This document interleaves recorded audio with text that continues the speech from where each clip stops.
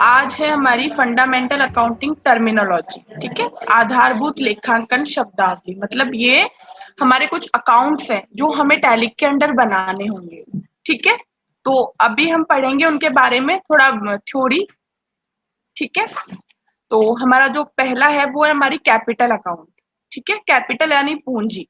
ठीक है, पूंजी क्या होती है कि व्यवसाय द्वारा व्यवसाय में विनियोजित धन ही पूंजी है। जैसे आप और मैं सभी जानते हैं कि कोई भी व्यवसाय को स्टार्ट करने के लिए सबसे पहले उसमें क्या लगाई जाता है, पैसा लगाया जाता है। ठीक है, कोई भी छोटा हो या बड़ा व्यवसाय हो, इवन अगर आज हम कोई शॉप भी ओपन करते हैं तो हम क्या करते हैं, उसमें पैसे लगते हैं। सबसे पहले या तो हम उसे रेंट पे लेंगे या हम उसे परचेज करेंगे, दो ही चीजें होती है। ठीक है, मान लो हमने उसे खरीद ली है। ठीक है, अब हमने उसमें जैसे सामान ला रहे हैं, ठीक है, फर्नीचर लगवा रहे हैं, फिर स्टॉक ला रहे हैं, ठीक है, उसकी पब्लिसिटी करवा रहे हैं, तो ये सब क्या होता है, इसी सब जो भी हमारे उसमें पैसे इन्वेस्ट होते हैं, जो हमारी कैपिटल लगती है, मतलब किसी भी व्यवसाय को स्टार्ट करने के लिए, किसी भी व्यवसाय को शुरू करने के लिए जो हमारा पैसा उसमें लगाया जाता है, वो व्यवसाय की कैपिटल कहलाती है। ठीक है, क्लियर। जैसे इससे संपत्तियों का बाह्य दायित्वों पर आधिक्य भी कहा जाता है। व्यवसाय या स्वामी से आश्रय एकाकी व्यापार में स्वयं व्यापारी से है, जबकि साझेदारी फर्म में प्रत्येक साझी तथा कंपनी में प्रत्येक अंशधारी से। देखो, जैसा आपको आपने पढ़ा होगा, पहले सुना भी होगा कि एक तो बिजनेस होता है कि जो सिर्फ एक व्यक्ति चलाता है। ठीक है, और कुछ एक पार्टनरशिप बिजनेस होता है। पार्टनरशिप के बारे में सुना सुना होगा ना, जैसे एक से अधिक पार्टनर, मतलब एक से अधिक लोग उसमें पैसे मिलाकर अगर किसी बिजनेस को चलाते हैं तो वो साझेदारी फर्म पार्टनरशिप बिजनेस कहलाता है। ठीक है, तो इन दोनों में फर्क क्या होता है, अगर कोई एकाकी व्यापार है तो उस व्यापार का क्या होगा, एक ही ओनर होगा। ठीक है, एक ही स्वामी होता है उसका। अगर उसमें कोई लाभ होता है तो वह जो एक ओनर है वही वहन करेगा, और अगर उसकी कोई हानि होती है तो वो भी उसे अकेली को ही वहन करनी होगी। लेकिन पार्टनरशिप बिजनेस में क्या होता है कि पार्टनरशिप बिजनेस अंशों से, मतलब जैसे एक परसेंटेज से, उनकी अपनी एक परसेंटेज के हिसाब से वो उसमें पैसे इन्वेस्ट करते हैं, और अगर उसमें प्रॉफिट होता है तो उसे वो वैसे ही, मतलब उस परसेंटेज के अकॉर्डिंग ही लेते हैं, और हानि होती है तो भी वो उनमें बराबर बटती है। मतलब पार्टनरशिप से मतलब ये है कि जिस तरह वो पैसे अलग अलग लोग एक व्यवसाय में मिलाते हैं, उसी तरह उसकी लाभ और हानि भी अलग अलग लोगों में बट जाती है। जबकि एकाकी व्यापार में क्या होता है, लाभ और हानि वो एक व्यापार में, अगर एक ओनर है, एकाकी व्यापार है, तो वो उन अकेले को ही वहन करनी होती है। ठीक है, तो साझेदारी और एकाकी व्यापार अलग अलग व्यापार होते हैं। दो तरह के बिजनेस होते हैं, हम सभी जानते हैं, एक एक व्यक्ति चलाता है, एक पार्टनरशिप में चलता है। जबकि साझेदारी फर्म में प्रत्येक साझी तथा कंपनी में प्रत्येक अंशधारी से लाभों से पूंजी में वृद्धि तथा हानियों एवं आहरण से कमी आती है। तो सबको पता है कि अगर हमारे कैपिटल कब बढ़ती है, जब हमारे व्यवसाय में इनकम अच्छी होती है, प्रॉफिट होता है। प्रॉफिट, अगर मान लो हमारे व्यवसाय में सेल अच्छी हो रही है, प्रॉफिट अच्छा हो रहा है, तो क्या होगा, हमारे जो व्यवसाय का जो कैश है, जो कैपिटल है, वो बढ़ जाएगी। और अगर कंपनी में हानि हो रही है, लॉसेस हो रहे हैं हमें, तो क्या होगा, हमारे व्यवसाय का पैसा धीरे धीरे धीरे धीरे कम होता जाएगा। तो वो हमारे लिए क्या होता है, हमारी कैपिटल की कमी होती है, हमारी पूंजी में कमी आ जाती है।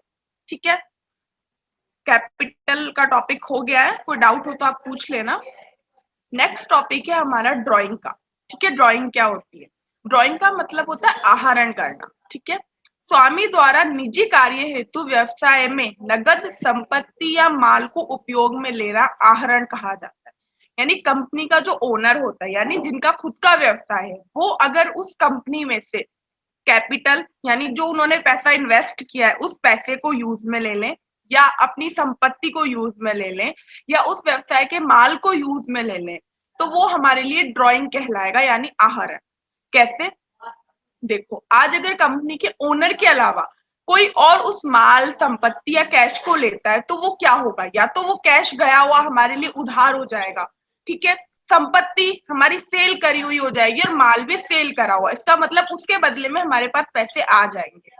लेकिन कंपनी का ओनर अगर खुद उस पैसे उधार थोड़ी ना ले रहे हैं, वो रिटर्न नहीं करने वाले हैं उनको। ठीक है, संपत्ति है तो संपत्ति को भी वो खरीदेंगे नहीं, यूज कर लेंगे, माल का भी सेम चीज होगी, लेकिन वो तो रिटर्न नहीं करेंगे। लेकिन हमारा तो स्टॉक कम हो गया, संपत्ति हमारी कम हो गई, कैश कम हो गया, तो वो हमें दिखाना होता है अगर कंपनी में से कोई भी चीज कम होती है तो चाहे वो कंपनी का ओनर ही क्यों ना यूज करे, बट हमें उसे टैली में अकाउंटिंग में शो करना होता है कि इतना पैसा अगर कम हुआ है तो वो कहाँ गया, संपत्ति कहाँ गई, जो माल स्टॉक हमारा कम हो गया वो कहाँ गया, या तो वो सेल हो, ठीक है, तो हम सेल की एंट्री कर देंगे। बट अगर ड्राइंग हुई है यानी आहरण किया है तो हमें वो शो करना होता है ड्राइंग की एंट्री करके। तो एक बात का ध्यान रखना कि कंपनी के ओनर के द्वारा चाहे पैसा निकाला जाए, चाहे संपत्ति खरीदी जाए, या कोई माल खरीदा जाए, या कुछ भी, अगर कंपनी का ओनर अपने पर्सनल यूज के लिए, आपको एंट्री में बकायदा दिखाई देगा, वो लिखा ही आएगा कि पर्सनल यूज या व्यक्तिगत उपयोग, ऐसे लिखा ही आएगा कि एंट्री में आपको साफ साफ वो लिख के देंगे। अगर आपको ये देखने को मिलता है कि एंट्री में पर्सनल यूज व्यक्तिगत उपयोग लिखा हुआ है, तो उसके बाद चाहे नगद हो, चाहे हमारी असेट्स हो, चाहे हमारा गुड्स हो, आपको सिर्फ एक अकाउंट मेंटेन करना है, वो है ड्राइंग अकाउंट, क्योंकि ये सारी चीजें एक ड्राइंग अकाउंट के अंडर आएंगी। ठीक है, कंपनी का ओनर अगर लेता है तो। ठीक है, आहरण से सदैव पूंजी में कमी आती है, वो आपको मैंने अभी बताया ही था कि आहरण में पूंजी में कमी क्यों आती है, क्योंकि व्यवसाय से कैश तो चले जाता है बट उसके रिटर्न होने के कोई चांसेस नहीं होते, क्योंकि वो रिटर्न तो करते नहीं है। यदि व्यवसाय के धन से निजी व्यय को भुगतान किया जाता है तो वह भी आहरण ही माना जाएगा। यानी निजी व्यय कैसे, यानी कि कंपनी के ओनर ने अपने घर की इलेक्ट्रिसिटी का बिल आपके व्यवसाय में से पैसे निकाल के कर दिया, जिससे, हाँ, हमारी लोकल लैंग्वेज में आपने देखा होगा कि छोटे छोटे जो शॉप होते हैं उनमें वो लोग जो पैसा रखते हैं, क्या बोलते हैं उसे, जिससे बोलते हैं ना, कुछ गल्ला वगैरह बोलते हैं, जिसमें वो लोग डेली में जो पैसा आता है वो रखते हैं, दैनिक उपयोग, यानी डेली उसमें से पैसे निकालते हैं, थोड़ी बहुत सेल होती है तो वो पैसे रखते हैं, छोटी छोटी शॉप में होता है, देखा होगा आप सभी ने। ठीक है, तो क्या होता है कि ठीक उसी तरह उनके पास अगर बड़ा बिजनेस होता है तो हमारे बैंक में पैसे होते हैं, प्लस हमारे ऑफिस में भी कुछ पैसे होते हैं। तो अगर मान लो उन्होंने उस पैसे से, जो हमारा व्यवसाय का पैसा है, जिसकी हमारे पास अकाउंट में, क्या अगर हमारे पास कोई भी पैसा है, कोई भी स्टॉक है, हर चीज उसमें मेंटेन होती है हमारे टैली में, अगर उसमें से पैसे कम हो जाते हैं तो वो हमें टैली में दिखाने पड़ते हैं। ठीक है, अब अगर वो कंपनी के ओनर ने मान लो उन पैसों से अपने इलेक्ट्रिसिटी का बिल भर दिया, यानी अपने घर का, या अपनी कार की कोई इंस्टॉलमेंट पे कर दी, या और कोई फीस वगैरह दे दी, ठीक है, या घर का रेंट दे दिया, किसी भी चीज में अपने पर्सनल यूज में अगर खर्च कर दिया है पैसे को, तो हम उसे भी ड्राइंग ही मानेंगे। समझ रहे हैं आप, अगर नॉर्मली ये खर्चे होते हैं, इलेक्ट्रिसिटी का बिल अगर आपके व्यवसाय के लिए होता है तो वो हम ड्राइंग में नहीं मानेंगे, लेकिन अगर उन्होंने पर्सनल यूज यानी अपने घर के काम के लिए लिया है, ऑफिस से अलग अगर वो अपने घर के काम के लिए लेते हैं, तो हम उसे ड्राइंग में ही काउंट करेंगे। ठीक है, तो पर्सनल यूज और प्रोफेशनल यूज आप अच्छे से जानते ही हैं। जैसे एक तो अगर कोई फैक्ट्री का किराया दे रहा है, एक अपने घर का किराया दे रहा है, डिफरेंस है, पर्सनल प्रोफेशनल अलग अलग हो गए। एक उन्होंने व्यवसाय के काम के लिए अपने स्टॉक लाने ले जाने के लिए वैन परचेज किया, ठीक है, एक उन्होंने खुद के यूज के लिए कार परचेज की है, तो दोनों अलग अलग हो गए। ठीक है, तो वो चीज है। तो ड्राइंग कंपनी के ओनर द्वारा अगर कंपनी से पैसा, संपत्ति या माल कुछ भी निकाला जाता है तो ड्राइंग कहलाती है।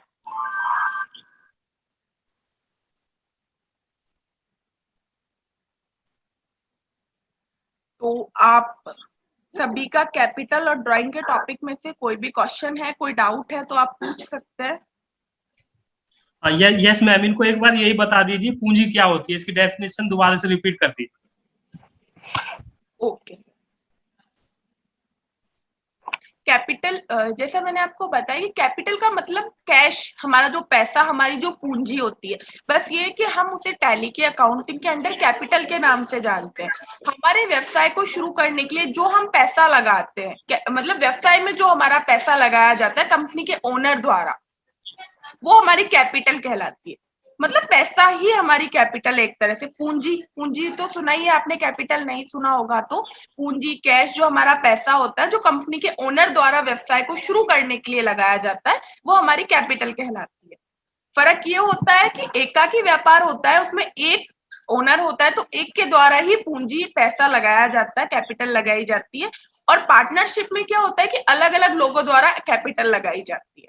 ठीक है, कैपिटल और ड्राइंग का टॉपिक अगर आप सभी के अच्छे से समझ में आ गया है तो ठीक है, मैं आपसे क्वेश्चन कर लेती हूँ, उससे मुझे पता चल जाएगा। तो ड्राइंग से रिलेटेड एक क्वेश्चन है, ठीक है। कंपनी के ओनर ने कंपनी में से 5,000 का माल अपने पर्सनल यूज में लिया, ठीक है। तो आप मुझे बताइए कि ये क्या कहलाएगा। रिपीट कर देती हूँ। कंपनी के स्वामी ने कंपनी के ओनर द्वारा कंपनी में से 5,000 रुपए का माल पर्सनल यूज में लिया। मैम वो ड्राइंग में यूज होगा, मतलब वो भी लिखा जाएगा क्योंकि उन्होंने अपने पर्सनल इशू के लिए रुपए लिए हैं ना, किसी कंपनी के लिए नहीं लिए। ठीक है, ठीक है। क्वेश्चन और है मेरा कि अगर यही पैसे उन्होंने व्यवसाय के लिए लिए होते तो, अगर इन्हीं 5,000 रुपए से उन्होंने व्यवसाय का कोई काम किया होता तो क्या वो ड्राइंग के अंदर आता। No ma'am. ओके, क्यों नहीं आता। कैपिटल के अंदर आएगा मैम वो। कैपिटल के अंदर तो वो नहीं आएगा। कैपिटल के अंदर कैसे आ सकता है वो। कैपिटल व्यवसाय में लगाई गई पूंजी होती है। मैंने आपसे पूछा है कि अभी मेरा जो फर्स्ट क्वेश्चन था वो ये था कि कंपनी के ओनर ने 5,000 रुपए अपने पर्सनल यूज में लिए। अगर फिर मेरा सेकंड क्वेश्चन था अगर वही पैसे उन्होंने व्यवसाय में किसी काम से लिए होते, अगर व्यवसाय में बहुत काम होते, मान लो कोई इलेक्ट्रिसिटी का बिल दे दिया या किसी को पेमेंट कर दिया, कुछ भी कर दिया, तो क्या वो ड्राइंग के अंडर आएगा या नहीं। तो आप में से एक बेनिफिशियर ने आंसर दिया था कि नहीं। तो फिर मेरा क्वेश्चन था कि क्यों नहीं, क्योंकि अगर आप आंसर दे रहे हैं तो कुछ सोच के दे रहे हैं ना कि हाँ ये रीजन है इसलिए वो नहीं होगा। तो मुझे वो रीजन बताइए क्यों नहीं, वो ड्राइंग के अंदर क्यों नहीं आएगा। अगर आपको कोई चीज अच्छे से समझ में आई है तो उसे जैसे भी घुमा फिरा के पूछा जाए आप उसका आंसर अच्छे से दे सकते हैं। और अगर आपको वो समझ में नहीं आई है तो आप सिर्फ उसका एक या दो क्वेश्चंस के आंसर दे सकते हैं। अगर आपको ड्राइंग एंड कैपिटल का टॉपिक अच्छे से क्लियर हो गया है तो उसको मैं कैसे भी घुमा फिरा के पूछूं आंसर तो सेम ही होना चाहिए। बट आप आंसर नहीं दे पा रहे, इसका मतलब कोई डाउट रह गया है। तो मुझे बताइए कि क्या डाउट रह गया है जो आपको आंसर नहीं आ रहा है। मैंने आपको अच्छे से बताया था कि ड्राइंग में सिर्फ वो चीजें आती हैं जब कंपनी का ओनर पर्सनल यूज में लेता है। पर्सनल यूज की चीजें ड्राइंग के अंडर आती हैं। और मैंने आपको अभी क्वेश्चन क्या किया था कि अगर वो ही पैसे कंपनी के यूज में आते तो आपका आंसर सिर्फ इतना होना चाहिए था कि जो चीजें पर्सनल यूज में आती है हम सिर्फ उन्हें ड्राइंग में डालते हैं, अदर सारी सारी जितनी भी चीजें होती हैं वो हमारे ड्राइंग का पार्ट नहीं होती है। नेक्स्ट टॉपिक है हमारी असेट्स। असेट्स का मतलब होता है संपत्तियां। आज हमारे पास जो भी चीज हमारी होती है वो सब हमारी संपत्तियां होती है, ठीक है। अब संपत्तियां हमारी चार प्रकार की होती है, संपत्तियों को आप सभी जानते हैं। आज हमारे पास बेड है, फ्रिज है, कूलर, पंखा, इवन हमारा अगर एक पेन भी है तो वो हमारी संपत्ति कहलाती है, ठीक है। लेकिन संपत्तियों के प्रकार होते हैं, तो आज हम टैली में जो पढ़ेंगे वो संपत्तियों के हम चार प्रकार पढ़ेंगे। ये चार प्रकार की संपत्तियां हमारे काम में आएगी जब हम टैली में काम करेंगे, ठीक है। ये संपत्तियां क्या होती है हमारी, आज हमारे पास जो भी हमारे पास हमारी संपत्ति है जैसे कूलर, पंखा, fridge, phone, laptop, charger, even एक पेन, कॉपी, सब हमारी संपत्तियां कहलाती हैं, ठीक है। ये सारी चीजें हमारी संपत्तियां कहलाती हैं। तो आज हम चार संपत्तियों के बारे में पढ़ेंगे। जैसे इसमें देख लेते हैं थोड़ी सी थ्योरी। व्यवसाय में विद्यमान मूर्त या अमूर्त अधिकार जिनका व्यवसाय के स्वामियों के लिए आर्थिक मूल्य अर्थात धन, यह धन का वह स्रोत है जो सदैव लाभ प्रदान करते हैं, ठीक है। देखो ये मैंने आपको एक लोकल लैंग्वेज में समझाया था कि ये सारी चीजें हमारी संपत्तियां कहलाती हैं। लेकिन जब हम व्यवसाय में जाते हैं तो व्यवसाय में इन चीजों को नहीं, जैसे मशीनरी हो गई, फर्नीचर हो गया, ये सब चीजें हमारी संपत्तियों में, इन सब की हम एंट्रीज करते हैं टैली के अंदर, ठीक है। तो इन सब का एक आर्थिक स्वरूप होता है। आर्थिक स्वरूप से मतलब है कि इन सब का एक मूल्य होता है। जैसे आज अगर मैंने कोई फर्नीचर 50,000 में खरीदा है तो वो उसका आर्थिक मूल्य हो गया, ठीक है। और ये हमेशा लाभ प्रदान करते हैं। आप सभी को पता है कि फर्नीचर को आज अगर मैं 2 साल बाद सेल कर रही हूँ तो मुझे उसके 50,000 नहीं बट एक थोड़ा ही सही, कम सही बट अमाउंट तो मिलेगा ना। तो इनका एक आर्थिक मूल्य होता है, ठीक है।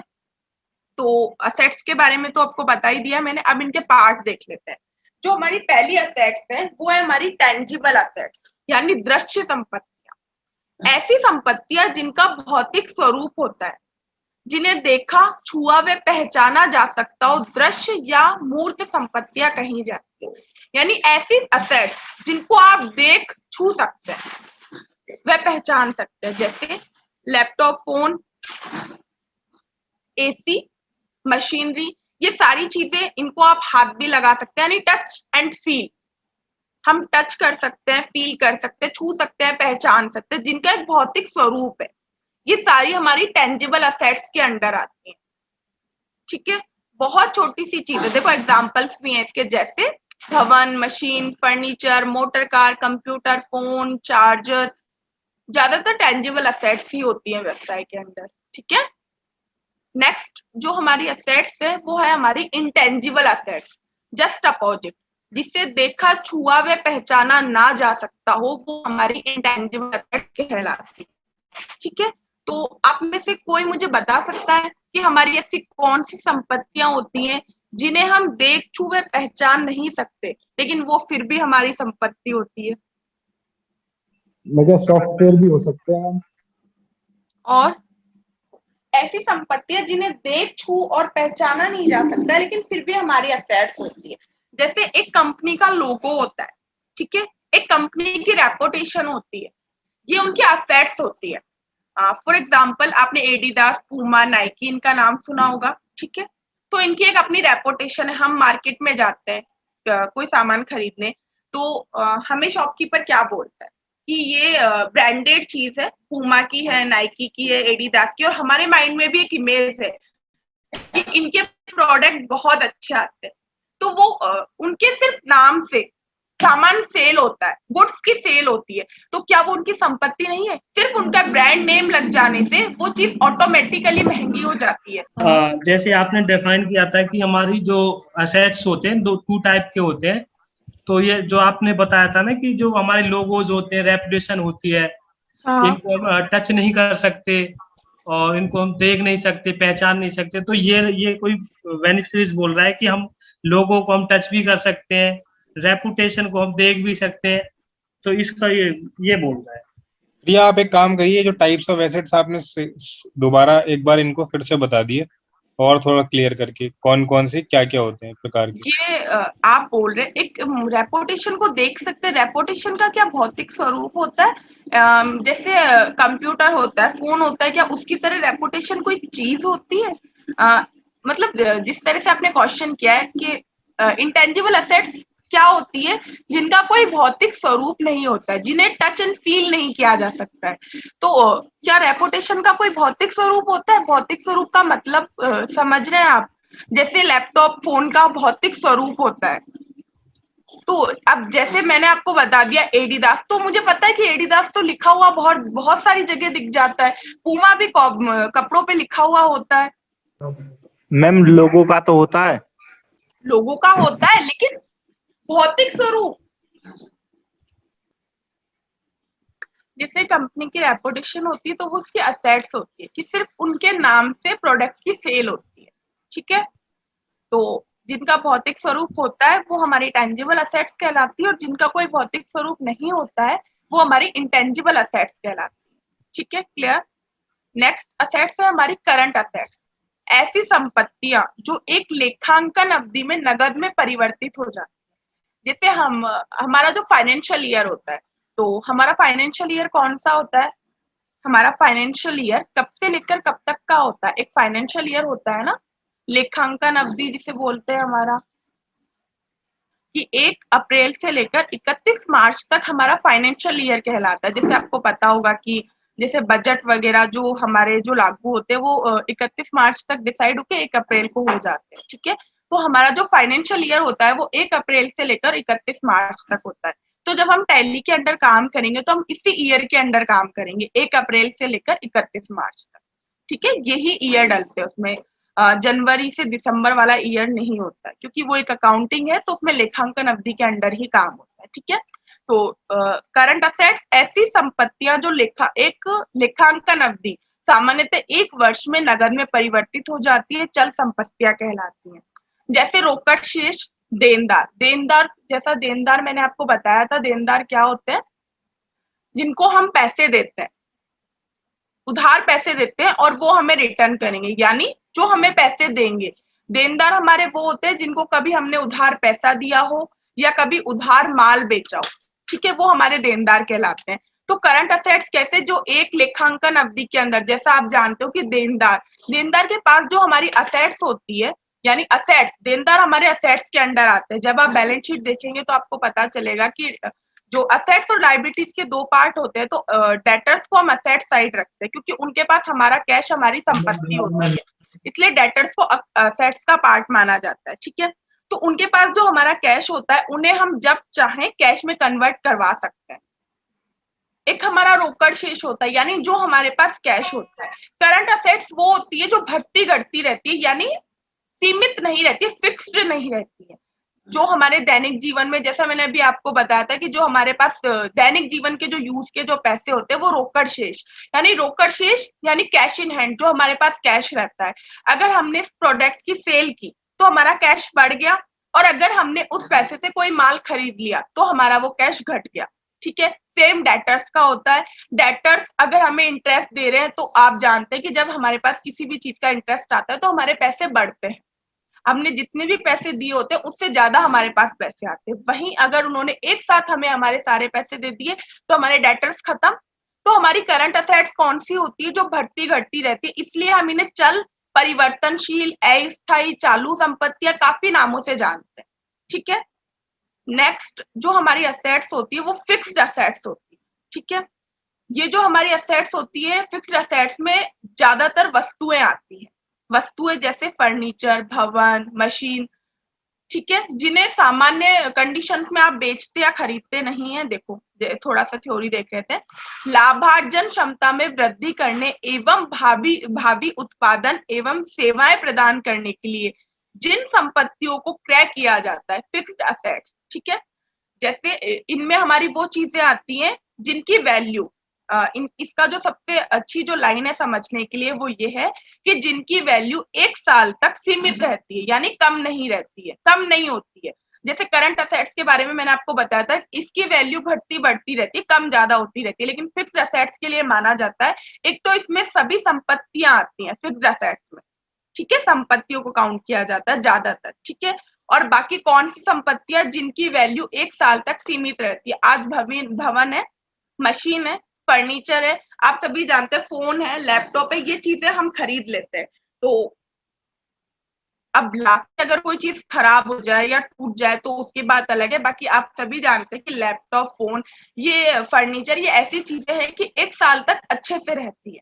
मतलब इनकी वैल्यू इतनी घटती नहीं, इतनी कम नहीं हो जाती है।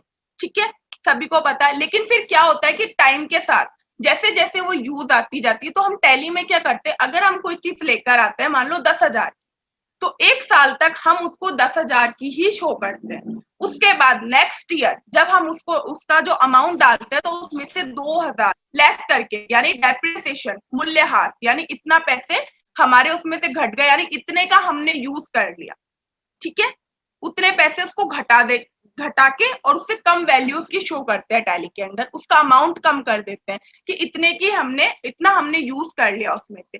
पर ईयर, हर ईयर जब हम स्टॉक मैनेज करते हैं, एंट्रीज करते हैं, तो हम ऐसे शो करते हैं कि जितना हमने यूज कर लिया उस हिसाब से उसको लेस कर देते हैं। ठीक है, एक परसेंटेज होती है। जैसे हर प्रोडक्ट, जैसे आज हम महंगी चीजें लेते हैं, जैसे एसी है, फोन वगैरह, इनकी एक गारंटी होती है, गारंटी भी आती है जैसे कुछ प्रोडक्ट, जैसे फर्नीचर, मशीन की, कि इतने साल तक ये अच्छे से चलेगी। तो उस हिसाब से हम उसमें लेस कर देते हैं, प्रोडक्ट के हिसाब से, उसकी गारंटी के अकॉर्डिंग। कि मान लो 5 साल की गारंटी दी है, 10,000 का हमने खरीदा है, तो उस हिसाब से हम उसमें से पैसे लेस करते जाते हैं। ठीक है, तो हमारी 4 असेट्स, टेंजिबल, इंटेंजिबल, करंट और फिक्स्ड। ठीक है, जब हम इनमें एंट्रीज करेंगे तो ये चीज आपको और अच्छे से क्लियर हो जाएगी। ठीक है, क्योंकि जब एंट्रीज करते हैं तो जब असेट्स के नाम आते हैं तो जो जो असेट्स आएंगी मैं आपको साथ के साथ ये बताऊंगी कि ये उस असेट्स का पार्ट है और ये इस असेट्स का पार्ट है। ठीक है, अब इसमें से कोई डाउट है तो पूछ लीजिए। ठीक है, नेक्स्ट जो टॉपिक है हमारा वो है लाइबिलिटीज का। लाइबिलिटीज दायित्व यानी हमारी जिम्मेदारियां। तो मैंने आपको असेट्स लाइबिलिटीज के बारे में थोड़ा थोड़ा बताया था। तो अभी जो हमारा नेक्स्ट है वो लाइबिलिटीज है। लाइबिलिटीज के भी सेम 4 पार्ट है, external, internal, short term, long term. ठीक है, तो लाइबिलिटीज क्या होती है? दायित्व यानी हमारे मतलब कंपनियों के मतलब कंपनी के जो स्वामी होते हैं वो लाभ कमाने के लिए जो भी उनके ऊपर एक्सपेंसेस आ जाते हैं या वो किसी से पैसे वगैरह ले लेते हैं, यानी जितनी भी जिम्मेदारियां होती है हमारी वो सब हमारी इनके अंदर आती है, लाइबिलिटीज, दायित्व। ठीक है, व्यवसाय की संपत्तियों के विरुद्ध स्वामी तथा बाह्य पक्षकारों के दावे दायित्व कहलाते हैं। स्वामी तथा बाह्य पक्षकारों के दावे से मतलब है कि जो कंपनी के जो कंपनी अगर बाहर किसी से लोन ले लेती है, पैसे ले लेती है और फिर वो कंपनी पे पैसे लेने के जो दावे होते हैं उनके मतलब वो हमारे क्या हो जाते हैं, हमारे लिए वो हमारे क्रेडिटर यानी जो हमसे पैसे लेंगे। ठीक है, जो हमारे क्रेडिटर्स होते हैं वो सब आते हैं इसके अंदर। जैसे एग्जाम्पल में दे रखा है, सबसे पहला ही लेनदार, दे बिल, जो हमें बिल वगैरह देने हैं। ठीक है, पूंजी वगैरह ऐसा। ठीक है, तो हमारा जो पहला है वो है एक्सटर्नल यानी बाह्य दायित्व। ऐसी राशियां जो बाह्य पक्षकारों को चुकानी हो बाह्य दायित्व कहलाते हैं। इनमें माल के उधार क्रय से संबंधित लेनदार, ऋण से संबंधित लेनदार, अदत्त व्ययों के लिए लेनदार सम्मिलित है। ठीक है, तो एक्सटर्नल दायित्व कौन से होते हैं? जो कंपनी के बाहर मतलब कंपनी के जो बाहर के जो लोग हमसे पैसे लेते हैं, यानी हमने किसी से उधार माल खरीद लिया है। ठीक है, या हमने बाहर मार्केट से किसी से पैसे ले लिए हैं, तो ये जो कंपनी के बाहर जिनका कंपनी से कोई लेना देना यानी कंपनी के अंडर कोई कनेक्शन नहीं है, मतलब कोई इन्वेस्टमेंट वगैरह कुछ नहीं है, सिर्फ वो उनसे हमारा इतना है कि हमने उनसे पैसे लिए हैं और हमें उन्हें पैसे देने हैं। मतलब ऐसे समझ लीजिए कि कंपनी के बाह्य पक्षकार कंपनी से जो बाहर है, एक इंटरनल, सेकंड साथ में समझा देती हूँ, इंटरनल आंतरिक, वो क्या होते हैं? जो कंपनी के अंडर होते हैं। जैसे कंपनी का स्वामी, कंपनी के स्वामी के भी दावे होते हैं कंपनी के ऊपर कि उन्होंने जो कैपिटल लगाई है उसके बदले में उन्हें प्रॉफिट मिले। ठीक है, आज कंपनी के अंदर जो एम्प्लॉइज काम करते हैं उनका क्या होता है कि उन्हें टाइमली सैलरी मिले। लेबर है, उनके साथ भी ये होता है कि उन्हें टाइमली सैलरी मिले। समझ रहे हैं आप? तो एक्सटर्नल इंटरनल में क्या फर्क होता है? बाह्य और आंतरिक, कि दोनों के दावे होते हैं, लेकिन फर्क क्या होता है? लाइबिलिटीज दोनों पे है कि एक तो जो कंपनी के बाह्य लोगों के दावे जो कंपनी से बाहर है, एक जो कंपनी के अंदर के लोगों की अंदर के लोगों के लिए जो हमारी लाइबिलिटीज बनती है वो हमारी इंटरनल होती है, और जो बाहर के लोगों के लिए बनती है वो हमारी एक्सटर्नल होती है। एक्सटर्नल क्या होती है? कंपनी के बाहर के लोग, बाहर के लोगों से मतलब कोई होलसेल की शॉप है बड़ी, ठीक है, हमने उससे माल खरीद लिया या हमने शेयर मार्केट वगैरह से पैसे ले लिए। ठीक है, तो वो हमारा क्या हो गया? वो हमारा एक्सटर्नल हो गया। इंटरनल, इंटरनल में सबसे पहले आता है वो आते हैं कंपनी के ओनर। ठीक है, जिनका क्या होता है कि जो कंपनी से पैसे मांगते हैं किस लिए? कि उन्होंने जो कैपिटल लगाई है। आज कोई भी व्यवसाय किस लिए पैसे लगाता है, किस लिए व्यवसाय चलाता है? कि उसको प्रॉफिट मिले। अब ओनर ऐसे नहीं है कि कंपनी से पैसे मांगने जाता है। कंपनी तो एक ऐसे थोड़ी है कि कंपनी बोलेगी कि नहीं, मतलब ये हम ऐसे देखते हैं कि कंपनी के ओनर के दावे होते हैं कंपनी के प्रति कि वो उन्हें प्रॉफिट कमा के दे। ठीक है, एक सैलरी वाला यानी एम्प्लॉय सैलरी जिनको चाहिए होती है वो तो कंपनी के ओनर से बोल सकते हैं, लेबर भी बोल सकती है, लेकिन बनते कंपनी के ओनर के भी दावे होते हैं। लेकिन ये होता है कि कंपनी के एम्प्लॉयज, ठीक है, उसके अलावा जो कंपनी के लेबर है हमें उन्हें पैसे देने होते हैं। जैसे इसमें देखो, व्यवसाय में स्वामी द्वारा विनियोग, चालू वर्ष के लाभ, विभिन्न कोष तथा अवितरित लाभों का शेष आंतरिक दायित्वों की श्रेणी में रखे जाते हैं। ठीक है, यानी जो हमारे लाभ होते हैं ये सब हमारे किस में आते हैं? इंटरनल लाइबिलिटीज के अंडर आती हैं। जो कंपनी के अंदर के लोगों के दावे होते हैं वो इंटरनल, और जो कंपनी के बाहर के लोगों के प्रति हमारी जिम्मेदारी बनती है वो एक्सटर्नल कहलाती है। ठीक है, नेक्स्ट है शॉर्ट टर्म, लॉन्ग टर्म। तो इन दोनों को भी मैं एक साथ समझा देती हूँ। सेम चीज है, अल्पकालीन दीर्घकालीन, कोई बहुत बड़ा टॉपिक नहीं, बस इतना सा है कि जो दायित्व हमारे सीमित यानी थोड़े कम समय के लिए, अल्पकाल के लिए जो हमारे दायित्व होते हैं वो हमारे शॉर्ट टर्म दायित्व कहलाते हैं। और जो दायित्व हमारे लंबे टाइम के लिए होते हैं वो हमारे लॉन्ग टर्म दायित्व कहलाते हैं। जैसे हमारे एक इलेक्ट्रिसिटी का बिल होता है, मिनिमम 1 महीना या शायद अब 2 महीने के लिए आता है, ठीक है। तो ये हमारा क्या होगा, शॉर्ट टर्म दायित्व। या हमने किसी से उधार में माल खरीद लिया है, तो 7 दिन 15 दिन या खींच के 1 महीना हमें पेमेंट करना होगा, ठीक है। लेकिन लॉन्ग टर्म दायित्व क्या होते हैं, जो हमें सालों साल तक वहन करने होते हैं। जैसे हमने घर खरीदने के लिए अगर बैंक से लोन ले लिया है, ठीक है, तो आपने देखा होगा कि बैंक से लिए लोनों की जो किश्त होती है वो सालों साल 10 से 20 साल तक चलती है। आज अगर घर के लिए हम कोई लोन लेते हैं तो आराम से उसकी किश्तें 15 से 20 साल आराम से चलती है, ठीक है। तो मैं आपको यही बताना चाह रही हूँ कि शॉर्ट टर्म अल्पकालीन वो दायित्व जो हमें कम समय के लिए वहन करने होते हैं, और वो दायित्व जो हमें लंबे समय के लिए वहन करने होते हैं वो हमारे लॉन्ग टर्म कहलाते हैं। शॉर्ट टर्म में इलेक्ट्रिसिटी बिल क्यों आ रहा है, क्योंकि वो सिर्फ 2 महीने तक, अगर 2 महीने में हमने उसका बिल पे कर दिया, हमारी जिम्मेदारी खत्म है। लेकिन अगर हमने मान लो 10-20 लाख का लोन ले लिया है, कितने का भी लिया है, 10, 20, 21 लाख का, तो जब तक वो पूरा चुक नहीं जाता है तब तक हमारे ऊपर वो दायित्व है कि हम टाइमली इंस्टॉलमेंट पे करें। तो वो दायित्व जो हमें लंबे टाइम तक वहन करना हो वो हमारा दीर्घकालीन यानी लॉन्ग टर्म दायित्व कहलाते हैं, लॉन्ग टर्म लायबिलिटी, ठीक है।